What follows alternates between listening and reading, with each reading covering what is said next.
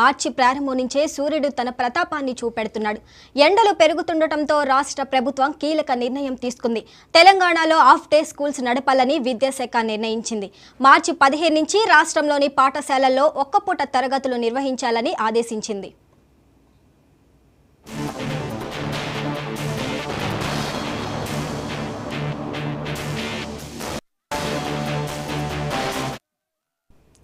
రాష్ట్ర వ్యాప్తంగా పగటి ఉష్ణోగ్రతలు దాదాపు 4 డిగ్రీలు పెరిగినట్లు వాతావరణ కేంద్రం అధికారులు తెలిపారు.